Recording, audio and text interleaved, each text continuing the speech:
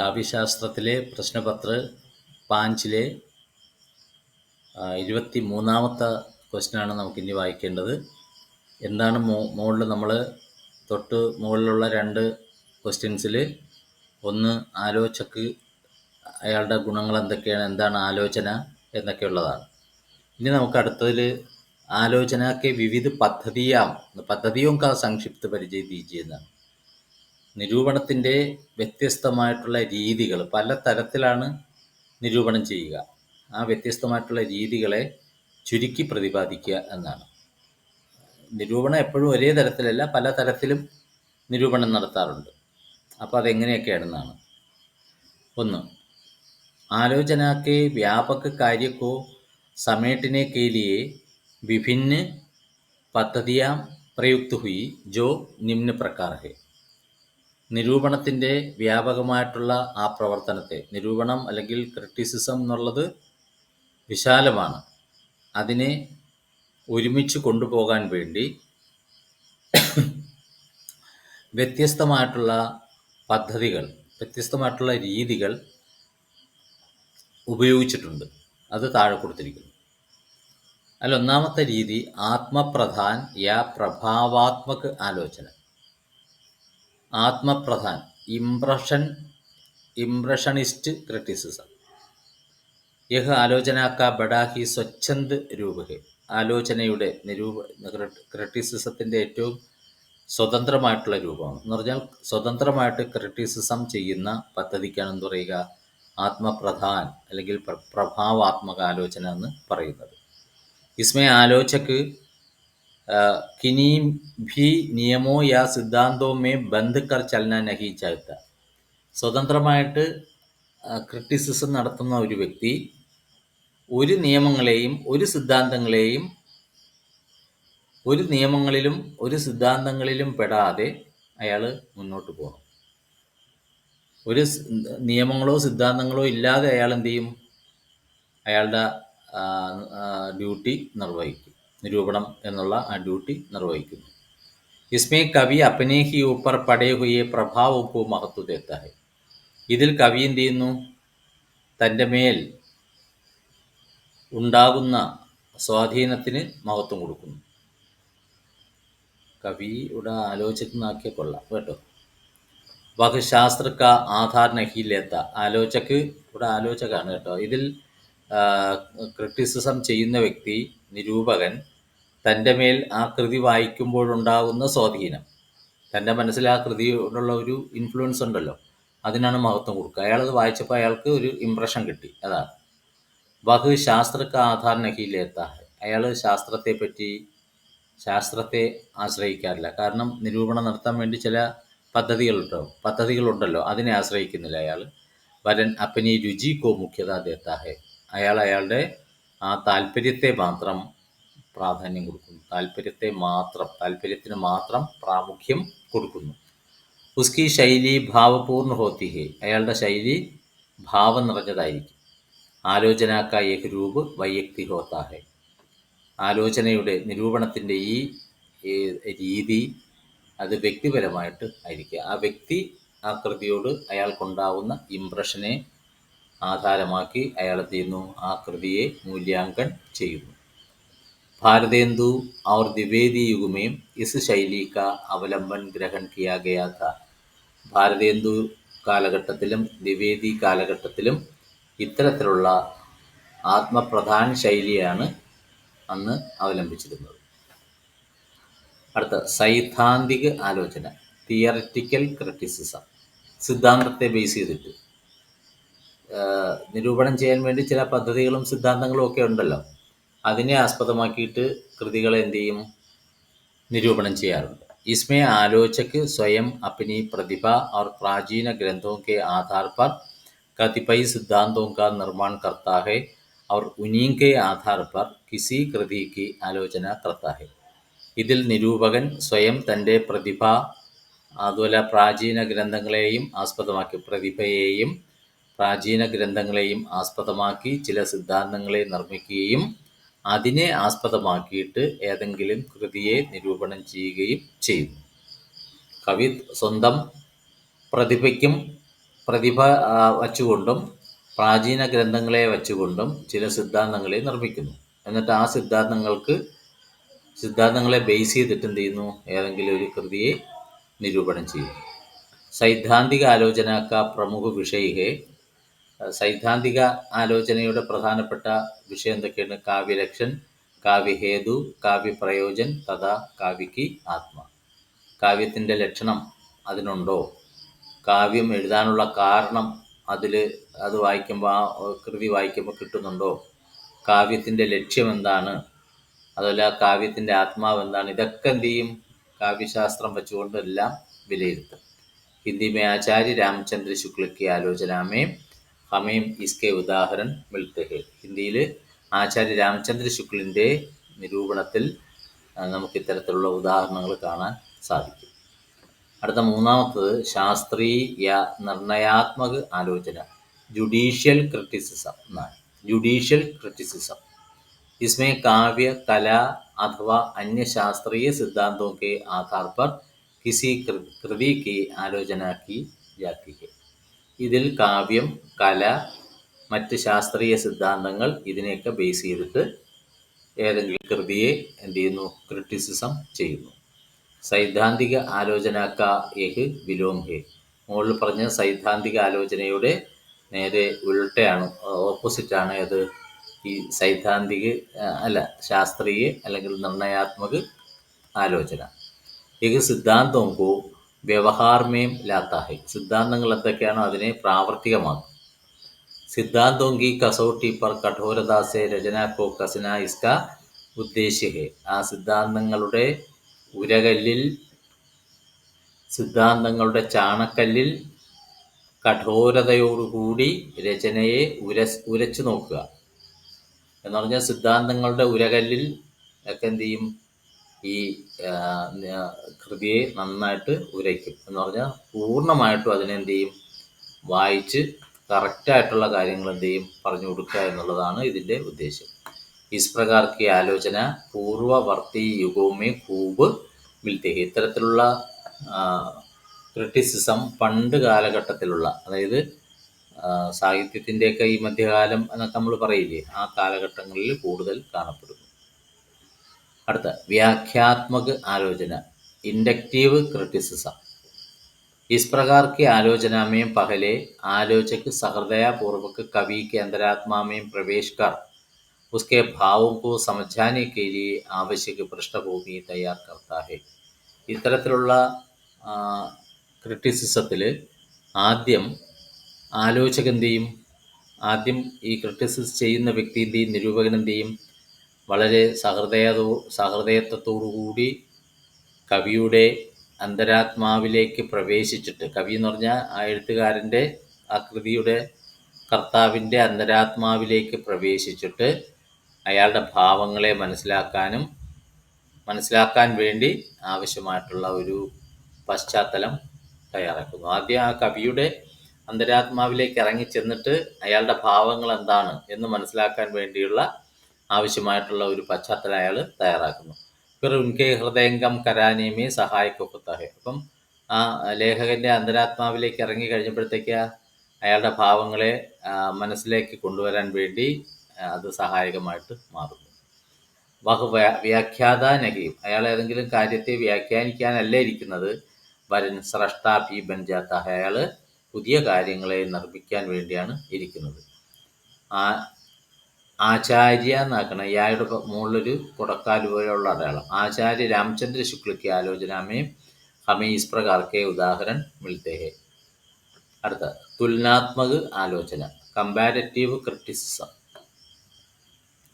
इसके अंतर्गत एक ही विषय के दो कवियों की व्यापक रूप से तुलना कर दोनों की विशेषताओं पर प्रकाश डाला जाता है. അപ്പം ആ പേരിൽ നിന്ന് മനസ്സിലാക്കാൻ പറ്റും താരതമ്യ നിരൂപണം അല്ലേ. ഇതിനുള്ളിൽ എന്താണ് നടക്കുന്നത്? ഒരൊറ്റ വിഷയത്തിലെ രണ്ട് കവികളെ വ്യാപകമായിട്ട് താരതമ്യം ചെയ്തുകൊണ്ട്, ഇപ്പോൾ നോവലിസ്റ്റിൽ രണ്ട്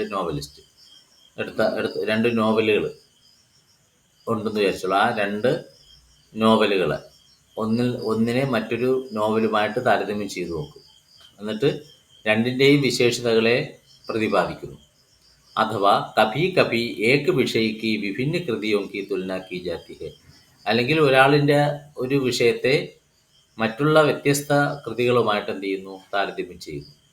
ഐസി വ്യാപക് തുലന കഭി കഭി ഖതർനാക് ഭി ഹോത്തി ഹെ. അത്തരത്തിലുള്ള വിശാലമായിട്ടുള്ള താരതമ്യം ചിലപ്പോൾ അപകടം പിടിച്ചതും ആണ്. കാരണം എന്താണ്, നല്ല കൃതിയായിരിക്കും, പക്ഷേ വേറൊരു കൃതിയുമായിട്ട് താരതമ്യം ചെയ്യുമ്പോൾ അതിൻ്റെ ഒരു ഗുണനിലവാരം ഇതിനില്ല എന്ന് പറഞ്ഞിട്ട് തള്ളിക്കളഞ്ഞാൽ അത് ആ എഴുത്തുകാരന് ദോഷമായിട്ട് മാറും. एक ही विषय के छंदों का तुलनात्मक अध्ययन हमें पद्म सिंह की बिहारी सतसई तथा कृष्ण बिहारी मिश्र की देव और बिहारी नामक पुस्तकों में मिलता है. ഒരേ വിഷയത്തിലുള്ള വൃത്തത്തെ പറ്റി താരതമ്യ പഠനം നടത്തിയിട്ടുണ്ട്. ഏതിലൊക്കെയാണ്? പത്മസിംഗിൻ്റെ ബിഹാരി സത്സയും കൃഷ്ണ ബിഹാരിൻ്റെ ദേവ് और ബിഹാരി എന്നുള്ള പുസ്തകത്തിൽ നമുക്ക് ഇത്തരത്തിലുള്ള താരതമ്യ നിരൂപണത്തെ നമുക്ക് കാണാനായിട്ട് പറ്റും. അവിടെ എന്താണ്, ഒരേ വിഷയത്തിലുള്ള വൃത്തത്തെ ആണ് താരതമ്യം ചെയ്തിരിക്കുന്നത്. അടുത്ത മനോവൈജ്ഞാനിക ആലോചന, സൈക്കോളജിക്കൽ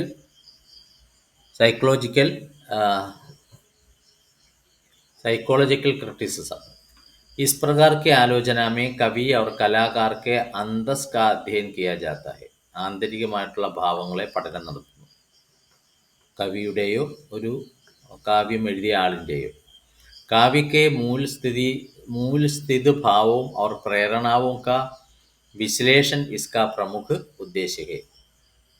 കാവ്യത്തിൻ്റെ കാവ്യത്തിൻ്റെ അടിത്തറയിൽ ഉള്ള ഭാവങ്ങളെയും പ്രേരണകളെയും വിശകലനം ചെയ്യുക എന്നുള്ളതാണ് ഇതിൻ്റെ പ്രധാനപ്പെട്ട ഉദ്ദേശ്യം. കാവ്യത്തിൻ്റെ ഉള്ളറയിലുള്ള കാര്യങ്ങളെ, ഭാവങ്ങളെയും പ്രേരണകളെയും ഒക്കെ വിശകലനം ചെയ്യുക എന്നുള്ളതാണ് ഇതിൻ്റെ പ്രധാന ഉദ്ദേശ്യം. इसमें बाह्य परिस्थितियों से आंतरिक भावनाओं पर होने वाली प्रतिक्रिया का विशेष रूप से अध्ययन होता है. ഇതിൽ ബാഹ്യ ചുറ്റുപാടുകളിൽ നിന്നും ആന്തരികമായിട്ടുള്ള ഭാവനകളിൽ ഉണ്ടാകുന്ന ആ ഒരു റിയാക്ഷനെ പ്രത്യേകിച്ചും പഠനം നടത്തുന്ന ഒരു രീതിയാണ്. इसमें कवि की रुचि, പരിസ്ഥിതി और അന്തർവൃത്തിയും का विश्लेषण रहता है. ഇതിൽ കവിയുടെ താല്പര്യം, അയാൾ എഴുതിയ കൃതിയുടെ പശ്ചാത്തലം അല്ലെങ്കിൽ അതിൻ്റെ ചുറ്റുപാട്, പിന്നെ അന്തർവൃത്തി, അയാളുടെ ആന്തരികമായിട്ടുള്ള ഭാവങ്ങൾ, ഇതിനെയൊക്കെ എന്ത് ചെയ്യുന്നു, വിശകലനം ചെയ്യുന്നു. അടുത്ത ऐतिहासिक आलोचना, हिस्टोरिकल क्रिटिसिज्म. इस प्रकार की आलोचना में कर्ता और कृति की सामयिक परिस्थितियों का अध्ययन और उनके सहारे रचना का मूल्यांकन किया जाता है. ഇത്തരത്തിലുള്ള ക്രിറ്റിസിസത്തിൽ കർത്ത और कृति की സാമയിക്, അത് കൃതി എഴുതിയിട്ടുള്ള കർത്താവും അല്ലെങ്കിൽ ആ കൃതിയുടെയും സാമയിക പരിസ്ഥിതി, അയാൾ ജീവിച്ചിരുന്ന കാലഘട്ടത്തിലുള്ള ആ ചുറ്റുപാട്, അതിനെപ്പറ്റിയുള്ള പഠനം നടത്തും. അവർ ഉൻകെ സഹാരെ രചനാക്ക മൂല്യാങ്കൻ കിയ, ആ കാലഘട്ടത്തിൻ്റെ പരിതസ്ഥിതിക്കനുസരിച്ച് ആ കൃതിയെ എന്ത് ചെയ്യുന്നു, ഇവാലുവേഷൻ ചെയ്യുന്നു. തത്കാലീന യുഗമേയും സാമാജിക സ്ഥിതിക്കാതെ, ആ കാലഘട്ടത്തിൽ ആ കൃതി എഴുതുന്ന സമയത്ത് ഉള്ള സാമൂഹിക അവസ്ഥ എന്തായിരുന്നു, സാഹിത്യക വിചാർധാര കിസോർ ജാരഹീതി, സാഹിത്യ ചിന്താഗതികൾ എങ്ങോട്ടാണ് പോയിക്കൊണ്ടിരുന്നത്, ഇൻകാ വിശ്ലേഷൺ ഇസ് പ്രകാർ കെ ആലോചന കാ വിഷയ, ഇവയൊക്കെ വിശകലനം ചെയ്യുക എന്നുള്ളതാണ് ഇത്തരത്തിലുള്ള നിരൂപണത്തിൻ്റെ വിഷയം. ഇപ്പം നമുക്ക് നോക്കാൻ, ചിലപ്പം ഈ ഭക്തികാലത്തിലുള്ള ചില കൃതികൾ എടുത്തു നോക്കിയാൽ അറിയാം അതിൻ്റെ ചുറ്റുപാട് അല്ലെങ്കിൽ ആ കൃതി എഴുതിയ കാലഘട്ടത്തിൻ്റെ അവസ്ഥ എന്താണെന്നുള്ളത്. അപ്പോൾ അതിനെ ബേസ് ചെയ്തിട്ട് ആ കൃതിയെ വിലയിരുത്തും. സാത്ത് ഹി സാത്ത് യുഗവിശേഷിക്ക് രാജനീതിക്ക് ധാർമ്മിക്, 2 പ്രാവശ്യം എഴുതിയിട്ടുണ്ട്. രാജനീതിക്ക് और धार्मिक स्थिति का प्रभाव साहित्य और रचनाकार पर कहाँ तक डाल सकी, इन बातों का विवेचन भी ऐतिहासिक आलोचना का विषय है. അപ്പോൾ അവിടെ നേരത്തെ പറഞ്ഞു, ആ കാലഘട്ടത്തിൽ ഉള്ള സാമൂഹ്യ അവസ്ഥ എന്താണ്, സാഹിത്യ ചിന്താഗതികൾ എങ്ങോട്ടാണ് പോയിക്കൊണ്ടിരുന്നത്, ഇതിനെ വിശകലനം ചെയ്യുക മാത്രമല്ല ആ കാലഘട്ടത്തിലുള്ള രാഷ്ട്രീയ സ്ഥിതി എന്താണ്, മതപരമായിട്ടുള്ള അവസ്ഥയുടെ സ്വാധീനം സാഹിത്യത്തിലും ആ സാഹിത്യം എഴുതിയ വ്യക്തിയിലും എത്രത്തോളം സ്വാധീനം ഉണ്ടാക്കി, ഇക്കാര്യങ്ങളെ വിശകലനം ചെയ്യുക എന്നുള്ളതാണ് ഐതിഹാസിക ആലോചനയുടെ വിഷയം. ऐतिहासिक आलोचना का किसी भी कवि या कृति के मूल्यांकन में बहुत बड़ा महत्व होता है.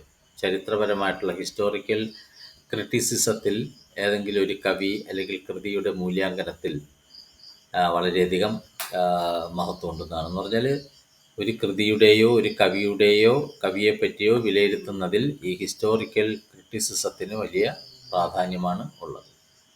ആലോചന के सभी प्रकारों पर विचार करने पर एक स्पष्ट होता है कि അങ്ങനെ മുകളിൽ പറഞ്ഞ പല ടൈപ്പ് നിരൂപണത്തിലേക്ക് കണ്ണോടിച്ചാൽ നമുക്കൊരു കാര്യം വ്യക്തമാണ്. എന്താണ്? പ്രത്യേക പ്രകാർ की आलोचना की कुछ अपनी समस्याएं और सीमाएं होती है. ഓരോ തരത്തിൽപ്പെട്ട നിരൂപണത്തിനും ക്രിറ്റിസിസത്തിനും അതിൻ്റേതായിട്ടുള്ള ചില പ്രശ്നങ്ങളുമുണ്ട്, ചില ലിമിറ്റേഷൻസും ഉണ്ട്. എല്ലാം പൂർണ്ണമായിട്ടും ശരിയാവണമെന്ന് ഇല്ല എന്നാണ് ആ പറഞ്ഞതിൻ്റെ ആശയം.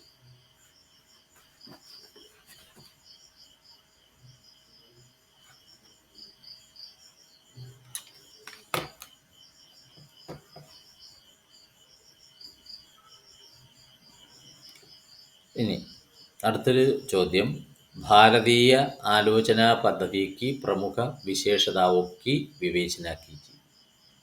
ഭാരതീയ പാശ്ചാത്യ നിരൂപകർ പലതരത്തിലുള്ള രീതികളെ ആശ്രയിച്ചിട്ടാണ് നിരൂപണം ചെയ്യുന്നത്. അതിൽ ഭാരതീയ ആലോചനാ പദ്ധതിയുടെ പ്രധാനപ്പെട്ട വിശേഷതകൾ എന്തൊക്കെയാണ്? ചെറിയ ഒരു എസ്സേയാണെന്ന് തോന്നുന്നു അല്ലേ? അല്ലല്ല, ശരി.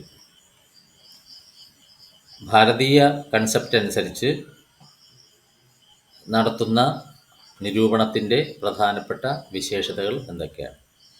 ഭാരതീയ ആലോചന पद्धति की अपनी कुछ विशेषताएं होती है. पहली विशेषता यह है कि इसमें वस्तु को पूर्णता प्रदान करने का प्रयास है. കഥാവസ്തു അല്ലെങ്കിൽ ഇതിവൃത്തം എന്താണോ അതിന് ഒരു പൂർണ്ണത നൽകാൻ വേണ്ടിയുള്ള ശ്രമമാണ്, അത് പൂർണ്ണമാണ് എന്ന് ഉള്ള ഒരു രീതി. കഥാവസ്തു അല്ലെങ്കിൽ ഇതിവൃത്തത്തിന് പൂർണ്ണത പ്രദാനം ചെയ്യുക എന്നുള്ള ഒരു ശ്രമമാണ് ആദ്യത്തെ വിശേഷത. ഇസ് പ്രയാസ് മേ ആലോചക് അപ്പനി നിജി വ്യക്തിത്വക്കോ പ്രകട് കർനാ നഹി ചാഹത്ത. ഇത്തരത്തിലുള്ള ശ്രമത്തിൽ നിരൂപകൻ തൻ്റെ പേഴ്സണലായിട്ടുള്ള വ്യക്തിത്വം അല്ലേ, തൻ്റെ സ്വന്തം വ്യക്തിത്വത്തെ അയാൾ നിരൂപണത്തിലൂടെ പ്രകടിപ്പിക്കാൻ ആഗ്രഹിക്കുന്നില്ല. उसकी शैली या विचार पद्धति वह एक हद तक प्रकट होता है, एक हद तक പ്രകട് करता है എന്നാക്കണം കേട്ടോ. അയാളുടെ ശൈലിയെയോ അയാളുടെ ആശയഗതികളെയോ ഒരു പരിധിവരെ അയാൾ എന്ത് ചെയ്യുന്നു? പ്രകടിപ്പിക്കുന്നു. या अन्य मनीषियों के विचारों से भेद करने के लिए ആലോചക് को പ്രകട് करना पड़ता है. അല്ലെങ്കിൽ മറ്റ് ബുദ്ധിമാന്മാരായിട്ടുള്ള നിരൂപകരില്ലേ, അവരുടെ ആശയത്തോട് വ്യത്യാസം കാണിക്കാൻ വേണ്ടി അവരുടെ ക്രിറ്റിസിസത്തിൻ്റെ ആശയങ്ങളുണ്ടല്ലോ, അതിൽ നിന്നും വ്യത്യാസപ്പെടുത്താൻ വേണ്ടി ആലോചക് കോ പ്രകട് കർനാ പഡ്താ ഹെ, അയാൾക്ക് തൻ്റെ ആശയങ്ങളെ പ്രകടിപ്പിക്കേണ്ടതായിട്ട് വരുന്നു. इस दिशा में पूर्ववर्ती विचारों और आलोचकों की देन और प्रगति को स्वीकार करते हुए वह आगे बढ़ना चाहता है. അപ്പോൾ ഇത്തരത്തിൽ നോക്കുമ്പോൾ കഴിഞ്ഞ കാലഘട്ടത്തിലെ ആശയങ്ങളെയും പിന്നെ കഴിഞ്ഞ കാലഘട്ടത്തിലെ മുൻകാലഘട്ടത്തിലെ നിരൂപകരുടെ സംഭാവനയും അവരുടെ പുരോഗമന ആശയങ്ങളെയും സ്വീകരിച്ചുകൊണ്ട് നിരൂപകന് മുന്നോട്ട് പോകേണ്ടതായിട്ട് വരുന്നു, അല്ലെങ്കിൽ മുന്നോട്ട് പോകാൻ അയാൾ ആഗ്രഹിക്കുന്നു. ദൂസരി ഭാരതീയ ആലോചനയുടെ മറ്റൊരു വിശേഷത എന്താണ്? ഭാരതീയ ആലോചന പദ്ധതി വ്യക്തിപ്രധാന ഹോക്കർ വിഷയപ്രധാൻ ഹേ. ഭാരതീയ നിരൂപണ രീതി അത് വ്യക്തിപ്രധാനമല്ല. ഒരു വ്യക്തി അയാളുടെ ആശയങ്ങളല്ല അതിൽ കുത്തിച്ചെലുത്തുന്നത്, മറിച്ച് വിഷയത്തിനോടാണ് അയാൾക്ക് താല്പര്യം, അയാൾ ആ വിഷയമാണ് നോക്കുന്നത്. विषय प्रधान होने के कारण जैसा अनुभव एक पूर्ववर्ती आलोचक का है वैसा ही परवर्ती दूसरे आलोचक का भी हो सकता है. വിഷയപ്രധാനമായതുകൊണ്ട് എന്തെല്ലാം അനുഭവങ്ങളാണോ ഒരു മുൻ കാലഘട്ടത്തിലെ നിരൂപകനുള്ളത്, അതേപോലെ തന്നെ മുൻ കാലഘട്ടത്തിലുള്ള മറ്റ് നിരൂപകർക്കും നിരൂപകർ കാണിച്ച കാര്യങ്ങളാണ് അയാൾ അല്ലെങ്കിൽ ഒരു ഭാരതീയ ആലോചനാ പദ്ധതിയിൽ എടുത്തിട്ടുള്ളത്. എന്ന് പറഞ്ഞാൽ മുൻ കാലഘട്ടത്തിലുള്ള നിരൂപണത്തിന് എന്തുമാത്രം വിശേഷതകളുണ്ടോ അതിനെ ഭാരതീയർ എന്ത് ചെയ്യുന്നു, സ്വീകരിച്ചിരിക്കുന്നു. इस पद्धति का एक महत्वपूर्ण परिणाम यह हुआ कि परवर्ती आलोचकों के द्वारा पूर्ववर्ती आलोचकों के मत की अपूर्णता दूर करके उस विशिष्ट सिद्धांत का सर्वांगीण रूप सामने रखने का प्रयत्न निर्बाध चलता रहा. അപ്പം ഇത്തരത്തിലുള്ള രീതിയുടെ ഒരു പ്രധാനപ്പെട്ട ഫലം എന്തായിട്ട് മാറുന്നു? പരവർത്തി ആലോചകവും കെ ദ്വാര, മുൻകാലഘട്ടത്തിലെ നിരൂപകരാൽ പൂർവവർത്തി പിൽക്കാലത്തുള്ള ആലോചകരാൽ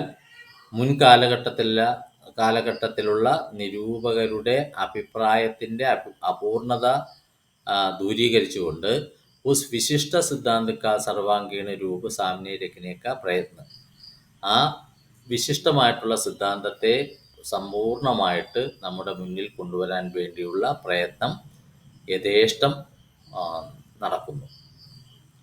ഇനി ഭാരതീയ ആലോചനാ പദ്ധതി की तीसरी विशेषता है कि भारतीय आलोचक पहले पूर्ववर्ती आचार्यों के विचारों का तटस्थ भाव से अध्ययन करता है. ഭാരതീയ ആലോചനാ പദ്ധതിയുടെ മൂന്നാമത്തെ പ്രത്യേകത എന്താണ്? ഭാരതീയ ആലോചക്, ഇന്ത്യൻ നിരൂപകർ ആദ്യം മുൻ കാലഘട്ടത്തിലെ ആചാര്യന്മാരുടെ ആശയങ്ങളെ, ചിന്താഗതികളെ നിഷ്പക്ഷ രൂപത്തിൽ പഠനം നടത്തുന്നു. फिर वह अपनी विशिष्ट शिक्षा या संस्कार वश पड़े प्रभावों के आधार पर, പിന്നെ അയാൾ എന്ത് ചെയ്യുന്നു, അത് വായിച്ചു കഴിയുമ്പോൾ അയാൾക്ക് അതിൽ നിന്ന് കിട്ടുന്ന വിശിഷ്ടമായിട്ടുള്ള ഗുണപാഠം അല്ലെങ്കിൽ സംസ്കാരം, അതിൽ വശംവദനായിട്ട് ആ സ്വാധീനത്തെ ആസ്പദമാക്കിയിട്ട് കിസി സിദ്ധാന്തക്കോ പഠാനേക്കാ പ്രയത്നം കർത്താഹെ, ഏതെങ്കിലും ഒരു സിദ്ധാന്തത്തെ മുന്നോട്ട് കൊണ്ടുപോകാൻ വേണ്ടി ശ്രമിക്കുന്നു. കൃതി വായിച്ചിട്ട് അതിൽ നിന്ന് അയാൾക്ക് കിട്ടുന്ന ഗുണപാഠങ്ങൾ, അതിൽ നിന്ന് കിട്ടുന്ന സംസ്കാരങ്ങൾ, അതിൻ്റെ ഒരു സ്വാധീനം അയാൾക്കുണ്ടാവുന്നു. അതിനെ ആസ്പദമാക്കിയിട്ട് അയാൾ ഏതെങ്കിലും ഒരു സിദ്ധാന്തത്തെ മുന്നോട്ട് കൊണ്ടുപോകാൻ ശ്രമിക്കുന്നു. ഇസ് പ്രകാർ ചിന്തൻ ശൃംഖലാമേ ബരാബർ വഹ് ആകെ അപ്പനി കടിയാം ജോഡിത്ത ചലത്താ ഹെ. ഇപ്രകാരം അയാളുടെ ചിന്തൻ ശൃംഖലയെ നിരന്തരം മുന്നോട്ട് കൊണ്ടുപോയിട്ട് ആ ചിന്തൻ ശൃംഖലയുടെ കണ്ണികൾ പരസ്പരം കൂട്ടിയോജിപ്പിച്ചിട്ട് അയാൾ മുന്നോട്ട് പോകും. ആലോചന और अलंकार क्षेत्र में भारतीय आलोचकों ने यही किया है. വിമർശന രംഗത്തും അലങ്കാര മേഖലയിലും ഒക്കെ ഭാരതീയ ആലോചകർ ഇതാണ് ചെയ്തിരിക്കുന്നത്. ഭാരതീയ ആലോചനാ പദ്ധതിക്ക് ചൗഥി വിശേഷത ഏകേക്ക്, നാലാമത്തെ വിശേഷത ഇതാണ്. എന്താണ്? वह अपने समस्त तथ्यान्वेषणों को एक स्वतः सिद्ध पूर्ण और व्यापक सत्य के साथ एक सूत्र में बांधने का प्रयत्न करती है. എല്ലാ വസ്തുത അന്വേഷണത്തെയും വസ്തുതയോടുകൂടി കണ്ടുപിടിച്ച എല്ലാ കാര്യങ്ങളെയും ഏക്ക് സ്വതഃ സിദ്ധ സ്വതന്ത്രമായിട്ട് പൂർണ്ണമായിട്ട് വ്യാപകമായിട്ടുള്ള സത്യത്തോടൊപ്പം എന്ത് ചെയ്യുന്നു? സ്വാഭാവികമായിട്ട് അതിൽ നിന്ന് നേടിയെടുത്ത പൂർണ്ണമായിട്ടുള്ള വ്യാപകമായിട്ടുള്ള സത്യത്തോടൊപ്പം ഏക സൂത്രമേയും ബാന്ധിനേക്കാ പ്രയത്ന കർത്തിക, ഒരേ ചരടിൽ തന്നെ കോർത്തെടുക്കാൻ വേണ്ടി അയാൾ ശ്രമിക്കുന്നു. अपने इस प्रयत्न में यह पद्धति सदैव तथ्यवादी नहीं रहती परन काल्पनिक हो जाती है. ഇത്തരത്തിലുള്ള ഈ പ്രയത്നത്തിൽ ഒരുപക്ഷെ കാര്യങ്ങൾ യാഥാർത്ഥ്യമായിരിക്കണമെന്നില്ല, മറിച്ച് കുറച്ച് ഭാവന നിർഭരവും ആയിരിക്കാം. പാശ്ചാത്യ ആലോചനാ പദ്ധതി ऐतिहासिक सामाजिक, അവിടെ ഐയും കൂടെ ചേർക്കുക, ऐतिहासिक सामाजिक और मनोवैज्ञानिक आधारों को प्रमुख महत्व प्रदान करती. എന്നാൽ ഇപ്പോൾ ഇന്ത്യൻ ആലോചനാ പദ്ധതിയുടെ വിശേഷതകൾ ചോദിച്ചാൽ ഇത്രയും മതി. താഴോട്ടുള്ളത് പാശ്ചാത്യ ആലോചനാ പദ്ധതിയുടെ വിശേഷതയാണ്. അത് ചരിത്രപരവും സാമാജികവും മനഃശാസ്ത്രപരവുമായിട്ടുള്ള കാര്യങ്ങളെ ആസ്പദമാക്കി അല്ലെങ്കിൽ അതിനെയാണ് ഏറ്റവും കൂടുതൽ മഹത്വം കൊടുക്കുന്നത്. ലേക്കിൻ ഭാരതീയ ആലോചനാ പദ്ധതി പ്രത്യേക കൃതി മേ വ്യാപ്ത് തഥ്യവും അവർ സിദ്ധാന്തവും पर ध्यान देती है. അല്ല, ഇതുമായിട്ട് ഒരു കമ്പാരിസനാണ് കേട്ടോ. എന്നാൽ ഭാരതീയ ആലോചനാ പദ്ധതി ഓരോ കൃതിയിലും വ്യാപിച്ചിരിക്കുന്ന വസ്തുതകളെയും സിദ്ധാന്തങ്ങളെയും ശ്രദ്ധിക്കുന്നു. ഉസ്ക ആധാർ ദാർശനിക് അധിക് ഹെ. ഭാരതീയ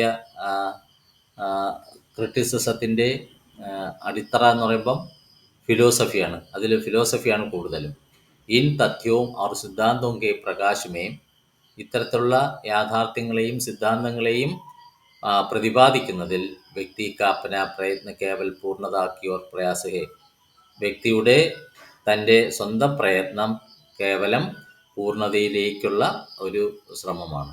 ആധുനിക യുഗമേം ഹമേം പാശ്ചാത്യ പദ്ധതിयों को अपनाते हुए भी भारतीय पद्धति को മൂലാധാർ के रूप में ग्रहण करके चलना ही അധിക ആവശ്യകത. ആധുനിക കാലഘട്ടത്തിൽ നമുക്ക് പാശ്ചാത്യ പദ്ധതികളെയും സ്വായത്തമാക്കിക്കൊണ്ട് അതിനെയും നമ്മൾ എന്ത് ചെയ്യണം, സ്വീകരിച്ചുകൊണ്ട് ഭാരതീയ പദ്ധതിയുടെ ബേസിക്കലായിട്ടുള്ള അല്ലെങ്കിൽ മൂലാധാരത്തിൻ്റെ രൂപത്തിൽ, അതായത് ഭാരതീയ പദ്ധതിയെ ബേസാക്കിക്കൊണ്ട് സ്വീകരിച്ചുകൊണ്ട് മുന്നോട്ട് പോവുക എന്നുള്ളതാണ് ഏറ്റവും കൂടുതൽ ആവശ്യമായിട്ടുള്ള കാര്യം.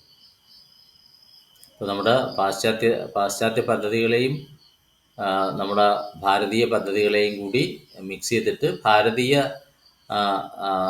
ക്രിറ്റിസിസത്തിൻ്റെ രീതി എന്താണോ അതിനെ സ്വീകരിച്ചിട്ട് നമ്മൾ ആലോചകർ അല്ലെങ്കിൽ നിരൂപകർ മുന്നോട്ട് പോകുന്നതാണ് ഏറ്റവും ആവശ്യമായിട്ടുള്ളത്. ഇത്രയാണ് ഇതിൽ ഉള്ളത്. അടുത്ത ശബ്ദശക്തി എന്ന് പറയുന്ന ഒരു ഇതാണ്. കാവ്യ പ്രദീപ് എന്ന് പറയുന്ന ചാപ്റ്ററിൽ വരുന്ന കുറച്ച് കാര്യങ്ങളാണ് ഇനി നമുക്ക് പഠിക്കാനുള്ളത്.